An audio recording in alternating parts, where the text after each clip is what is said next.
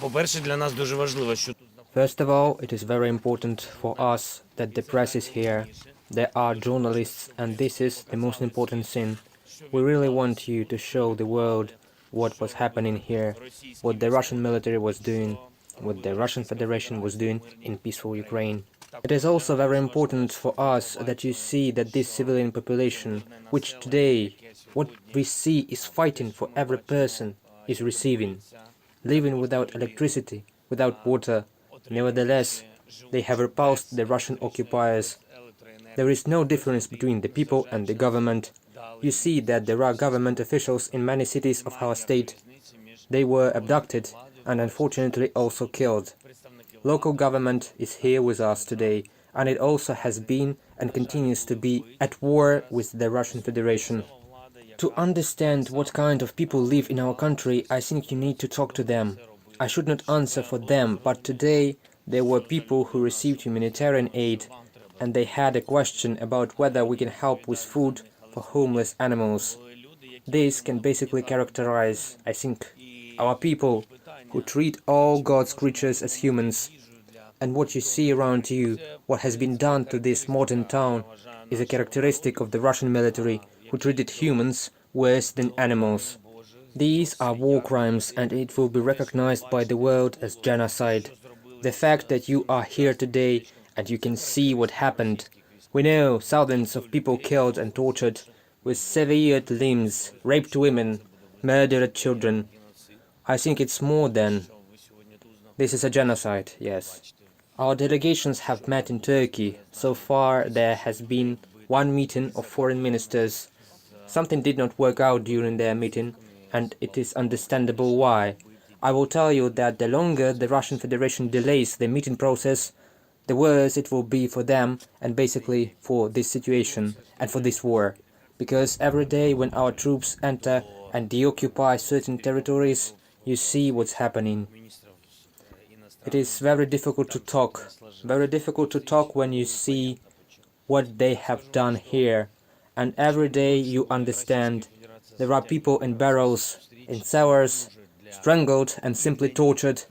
Therefore, I believe that they need, if there is anything to think about, then they need to think faster.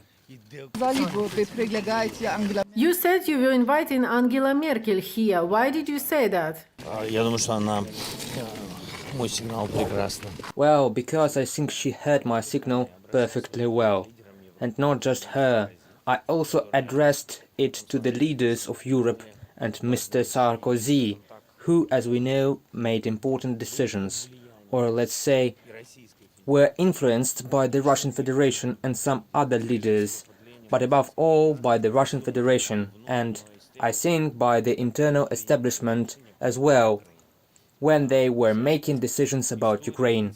This whole story is an insinuation about an open door to NATO, when we know that most European states and NATO members supported Ukraine as a member of the alliance back then, in Bucharest.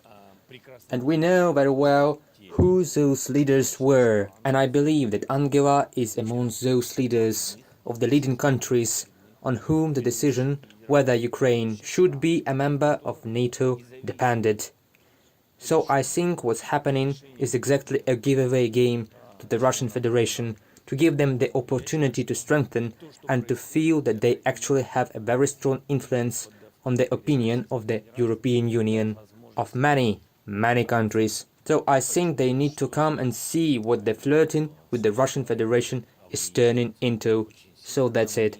I believe that in any case, there will definitely be peace on the territory of Ukraine. Ukraine cannot live in war, because we are in Europe, we are in the 21st century, and we strive for peace and we deserve it. And this nation has shown it, and the armed forces of Ukraine have shown it. So there must be peace in our country.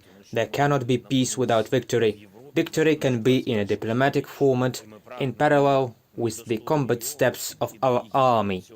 Combat steps our army demonstrates every day, but it is not easy. We don't want to lose millions of people, so there has to be some sort of dialogue.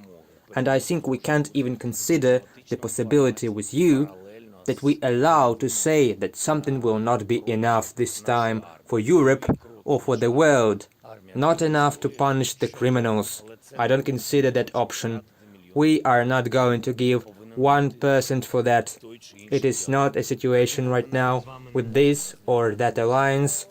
It is about life and about people being killed, tortured. The evidences of this are a million. So all these stories that let's wait until there is a trial, which will be very slow. We will press on as publicly as we can. We will not make any pause to find all the criminals. And from that will basically benefit, I think, the civilization. Because if we don't find a civilized way out of this, you know our people, they will find an uncivilized way out.